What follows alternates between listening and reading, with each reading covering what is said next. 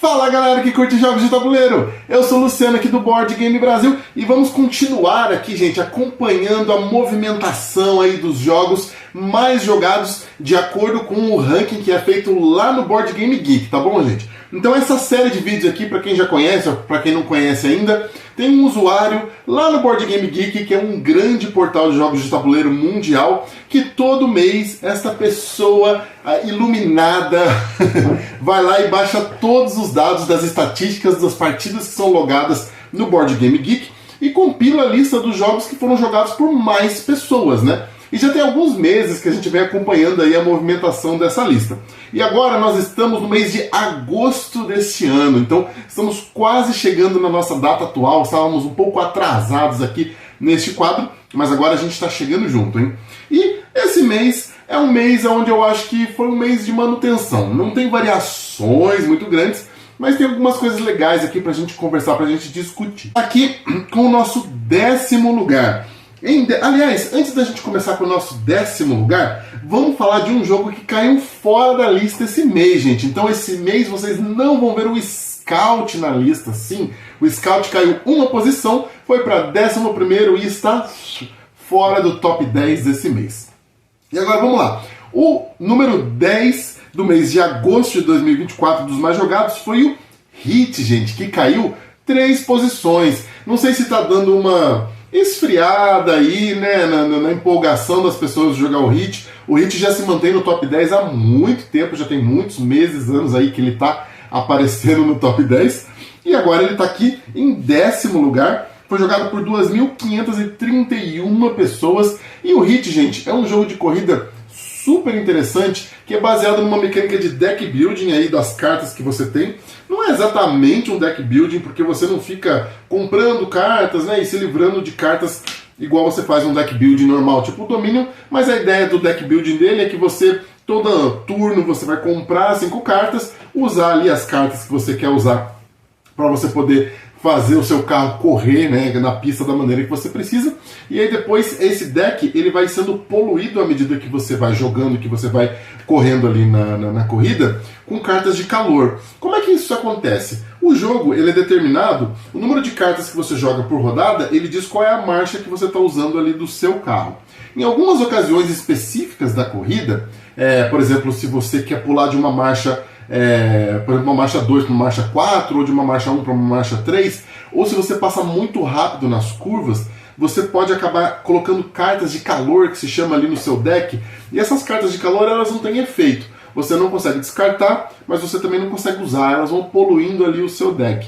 Então, à medida que a corrida vai passando, o seu deck ele vai ficando poluído dessas cartas de calor. E a única maneira de você se livrar deles é se você reduzir a marcha do carro, e aí isso te permite descartar cartas de calor, porque você está esfriando o motor, e aí você consegue deixar o seu deck enxuto de novo, limpinho, para você poder correr e acelerar nas retas. Então por isso que ele tem essa ideia do deck building, né, embutido no jogo, essa questão, na verdade, da manipulação do calor, que você vai incorporando e vai removendo ele à medida que a corrida passa.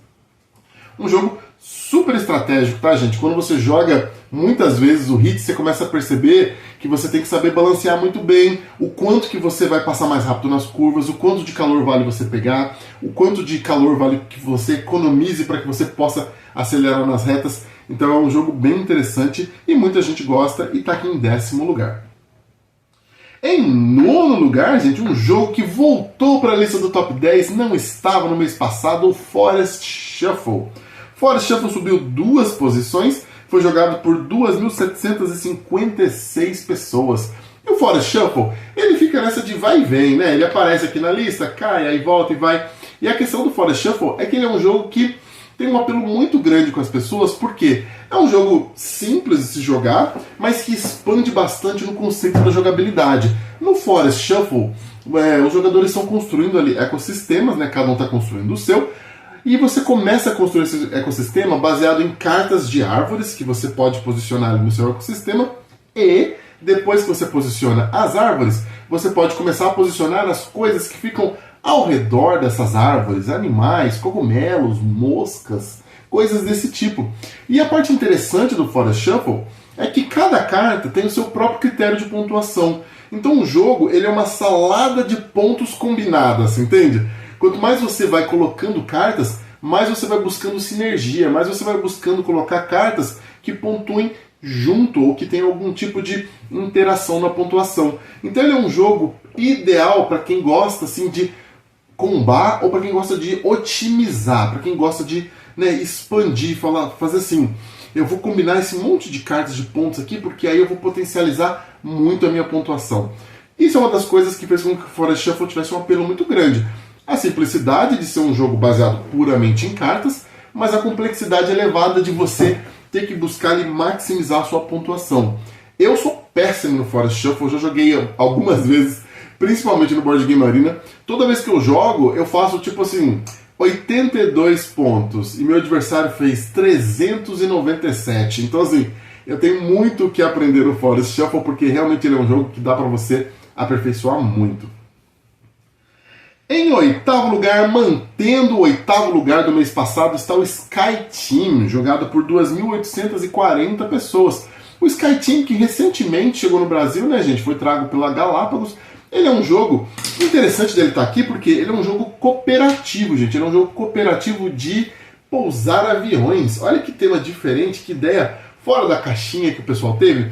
Na ideia do Sky Team, você e seu parceiro, o jogo é exclusivamente de dois, estão representando piloto e copiloto. Vocês estão fazendo ali as manobras e a preparação do avião para pouso. Isso é feito baseado em dados, né? Cada jogador tem os seus próprios dados e você vai posicionando esses dados que vão se combinando, né, dos dois lados para que você possa fazer as ações necessárias de alinhamento do avião, estendimento de flap, estendimento de trem de pouso, alinhamento com a pista, comunicação com a torre, todas essas coisas que têm que ser feitas e manipuladas para que o avião pouse em segurança. E a questão é, durante os procedimentos, o piloto e o copiloto eles não podem conversar. Então você e seu adversário não podem ficar conversando sobre, vou pôr esse dado aqui, e você vai fazer o quê? Não. Você tem que entender o que o outro quer fazer, ou o que precisa ser feito, e os dois têm que convergir para uma solução ideal. Essa é a pegada do Sky Team. Então é um jogo que está fazendo muito sucesso desde que foi lançado, muito sucesso agora desde que ele ganhou o Spiel des Jahres. Então é um jogo que promete ficar bastante tempo aqui no top 10 dos mais jogados. Em sétimo lugar, um jogo que caiu uma posiçãozinha só, que é o Sea Salt and Paper. Um jogo de cartas super simples de um autor famoso, que é o Bruno Cathala. Foi jogado por 3.077 pessoas. E o Sea Salt and Paper também está há bastante tempo aqui no top 10, porque ele é um outro jogo que ele preza pela simplicidade, ao mesmo tempo que ele tem uma questão muito legal no jogo, que é a interação entre os jogadores. O jogo do Sea Salt and Paper, ele é baseado em cartas, igual eu falei, e na ideia do jogo, você está ali comprando cartas e tal, com o objetivo de formar parezinhos de cartas de mesmo tipo caranguejo, peixe ou barco, e à medida que você faz esses pares, você vai baixando eles, fazendo ações associadas com o par e ganhando ponto por esse parzinho que você formou. Cada par que forma, você ganha um ponto, e aí você vai acumulando esses pontos. Só que o jogo tem uma pegada interessante, que é o seguinte: as cartas que vão ficando na sua mão e que os seus adversários não sabem que você tem, elas também acumulam pontos. Elas têm outros critérios diferentes, né? Geralmente é um set collection, ou é uma combinação de cartas que faz uma pontuação junta. E aí você vai fazendo, somando esses pontos, tanto da mesa quanto da mão, e quando você atinge 7 pontos, você pode fazer duas coisas: ou interromper o jogo, ganhar sua pontuação, todo mundo ganha a pontuação e parte para a próxima rodada, ou você pode declarar última chance para os seus adversários. E aí você mostra quantos pontos você tem, e eles têm mais uma rodada, mais um turno, para tentar fazer mais pontos que você. E aí que o jogo fica interessante, porque toda vez que você faz isso, você está, né, arriscando. Só que se você consegue vencer seus adversários, mesmo dando uma última chance para eles, você aumenta muito sua pontuação, porque agora você vai pontuar os seus pontos mais um bônus.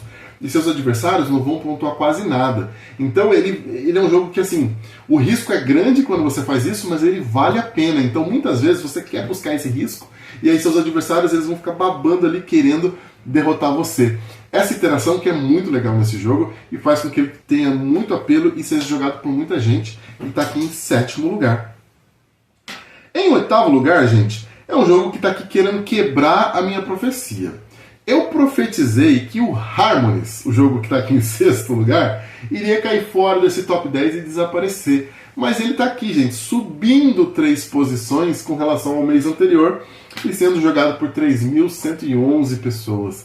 Então, assim, eu falo essa brincadeira porque eu não fiquei tão fã assim do Harmonist, mas eu sei que muita gente está ficando fã do Harmonist por vários aspectos, né? O fato dele ser um jogo simples de entender, ele é um jogo muito rápido, ele é bem mais rápido do que os seus pares ali da mesma linha, tipo, por exemplo, um Cascadia, ele se joga muito mais rápido, o Harmonist, e tem um apelo ali parecido, vive ali numa mesma região mental dos jogadores. No Harmonist, você está construindo um habitat, e você constrói esse habitat comprando tokens que ficam no mercado central, e aí você compra esses tokens de cores diferentes e vai posicionando no seu habitat. Cada cor vai representar uma coisa diferente. À medida que você vai montando esses tokens ali, você vai comprando cartas de animais que mostram padrões de sequências de tokens que atraem aqueles animais. Então toda vez que você monta a sequência no seu habitat, você pode colocar um cubo daquele animal e cada carta de animal tem um número específico de cubos. À medida que você vai completando, essas cartas elas vão fazendo a pontuação máxima e você pode comprar mais cartas de animais. Então ele é um jogo muito de otimização também, de você tentar fazer com que os terrenos meio que se mesclem e você consiga aproveitar o terreno de um animal para outro animal. E isso aí faz com que você fique tentando buscar essa combinação. Nossa, se eu comprar aquela carta, ela casa bem com essa outra que eu tenho. Então eu consigo construir esses habitats em conjunto e aí eu vou fazer muitos pontos. Esse é o apelo básico do Harmonist e ele tem todo um aspecto tridimensional, né? Porque você não só coloca os tiles, mas você pode colocar os tokens em cima do outro, assim. Tem alguns que podem ser empilhados, né? E geram estruturas diferentes. Então o Harmonist ficou aqui em 6º lugar e não cumpriu minha profecia. Vamos agora aqui para o 5º lugar, gente. Eu acabei de mencionar ele, o adversário do Harmonist, o Cascadia. O Cascadia segue aqui mais forte que o Harmonist. Está na frente, ainda fica na frente e manteve a 5ª posição que ele teve no mês passado, jogado por 3.304 pessoas. Jogado por 3.312 pessoas, falei errado. O Cascadia, nossa, olha que curioso, ele foi jogado por uma pessoa a mais. O Harmonist foi jogado por 3.111 pessoas e o Cascadia 3.112. Então o Cascadia venceu por uma pessoa, gente. Olha que absurdo. Mas o Cascadia, ele também é um jogo que você está construindo ecossistemas e ele também é um jogo de padrões. Só que ao invés de padrões para colocar os animais, na verdade os animais que formam padrões para pontuar. Essa é a diferença que eu acho entre os jogos.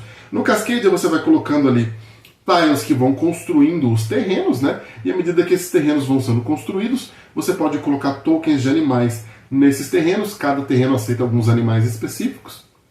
E aí você tem cartas de pontuação que são comuns a todos os jogadores de animais, que mostram como que cada animal pontua. E aí você vai colocando os seus animais, buscando cumprir com aquelas regras e buscando maximizar a sua pontuação.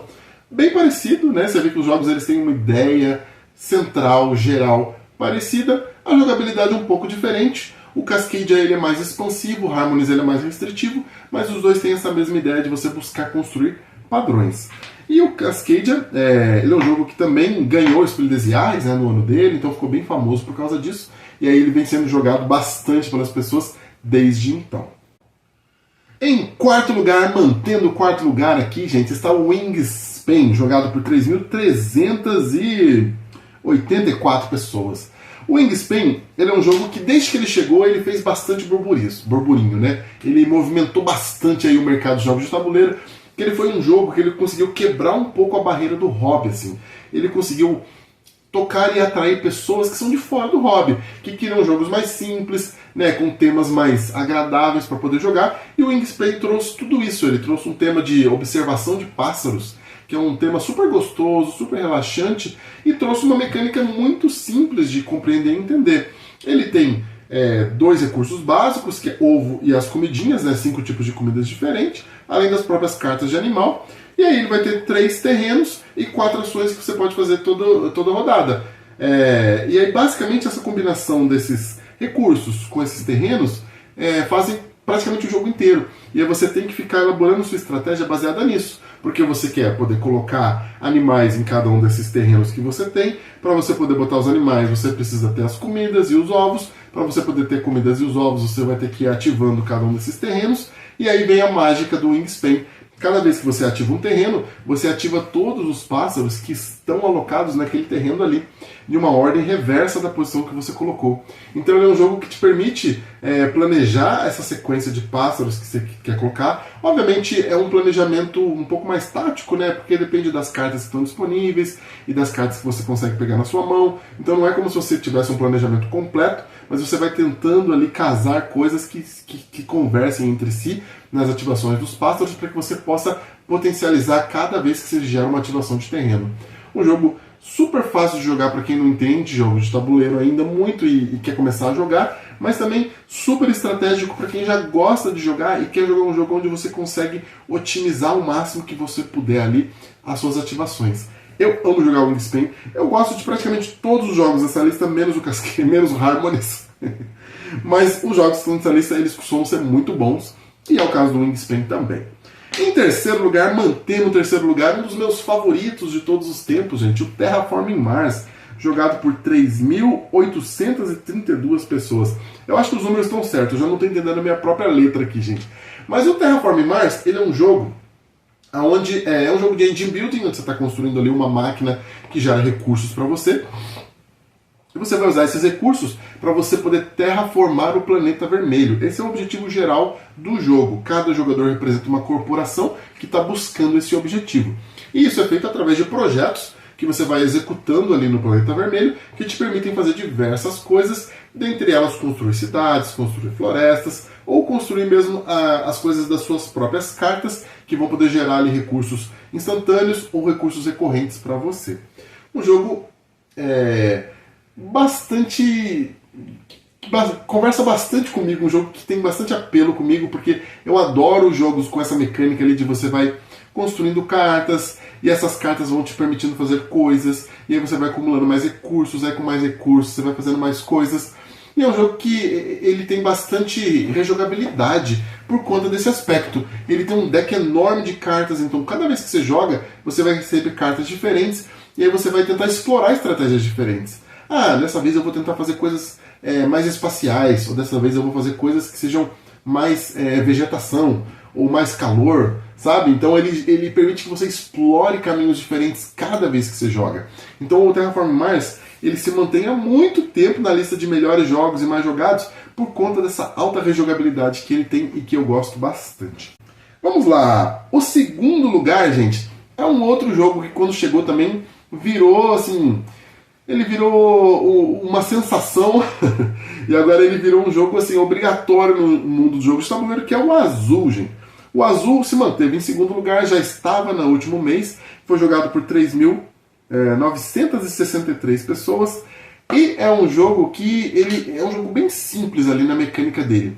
Ele é um jogo, assim como o Harmonies, né, você está comprando tiles ali de um mercado central, mas no Azul você compra todos os tiles de uma cor só, e aí você vai posicionando esses tiles em linhas, né? E as linhas, elas têm números crescentes, de 1 até 5. À medida que você vai completando essas linhas de uma cor, você vai poder posicionar um desses tiles em uma parede 5x5. E esse posicionamento desses tiles na parede é que vai gerando pontuações para você. E à medida que você vai preenchendo essas paredes, que só pode ter uma cor em cada linha e coluna, à medida que você vai preenchendo essas paredes, você vai aumentando ali o tanto de pontuação que você faz e também o quanto de bônus que você vai ganhar no final da partida. Se você completa cores, se você completa colunas. Então ele é um jogo que tem um aspecto bem simples ali de planejamento, que é basicamente você planejar mais ou menos a ordem onde você vai querer preencher ali os seus tiles, e aí você vai se aproveitando do que está disponível no mercado para você buscar cumprir ali com o seu plano de preenchimento da parede. Um jogo, igual eu falei, simples de regra, de entendimento e de estratégia, mas que te permite ficar sempre tentando explorar maneiras diferentes ali de preencher para ver se você potencializa a sua pontuação. Um jogo que virou um hit desde que foi lançado e justifica que está em segundo lugar dos mais jogados. Agora, em primeiríssimo lugar, gente, segue ele. Ele continua em primeiríssimo lugar. Ninguém derruba o Ark Nova. O Ark Nova foi jogado por 4.040 pessoas e é o primeiro lugar desde que eu comecei a fazer essa lista de vídeos aqui, gente. O Ark Nova Ele é um jogo mais recente, assim, nessa lista ele não é o mais recente dessa lista, tem alguns que foram lançados depois do Ark Nova, mas ele é um jogo não tão antigo, né? Foi lançado há alguns anos atrás, mas desde que ele foi lançado, ele foi alçado assim, ao topo de várias listas, de vários rankings, de vários tops, incluindo o meu. Ano passado, o Ark Nova ficou em primeiro lugar na minha lista do top 50 jogos, né?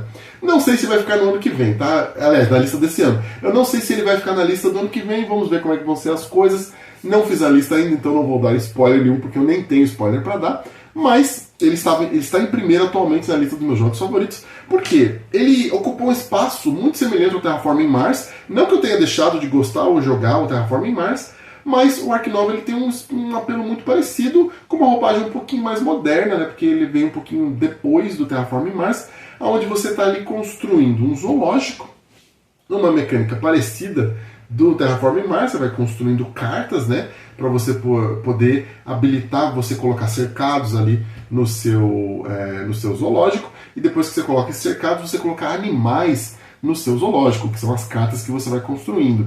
Só que isso não é tudo, né? O jogo ele tem vários outros aspectos que você pode fazer, tipo construir parcerias com universidades, conseguir patrocinadores, e à medida que você vai combinando tudo isso, você vai preenchendo ali o seu zoológico, e aí você obviamente vai buscando a pontuação que você precisa, só que de uma maneira bem curiosa. Ele tem duas trilhas de pontuação, né, que é atratividade e conservação.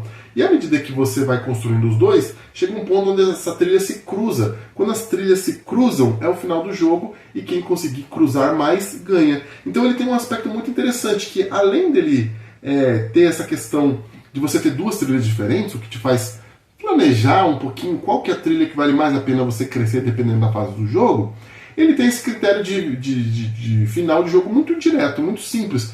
Quem conseguir cruzar as linhas ganha, então você tem que balancear o que você está fazendo. Não adianta você investir só em um e deixar o outro para trás. Por exemplo, conservação, ele anda mais rápido na trilha, mas ele é mais difícil de conseguir. Se você ficar focando só nele e não tiver atratividade, você não vai conseguir fazer um cruzar no outro, por mais que ele ande mais rápido, sabe?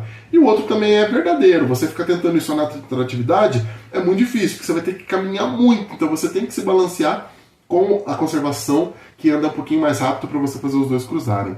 Então é um jogo muito estratégico, onde você tem assim diversas coisas ao mesmo tempo que você tem que pensar e manipular para você conseguir fazer uma boa partida de Ark Nova. Mas no final você sempre se sente ali feliz pelo zoológico que você montou, você olha o seu zoológico, os animaizinhos que você colocou. Então ele tem a questão ali também, né, do prazer de você montar algo e ver no final do jogo que você construiu.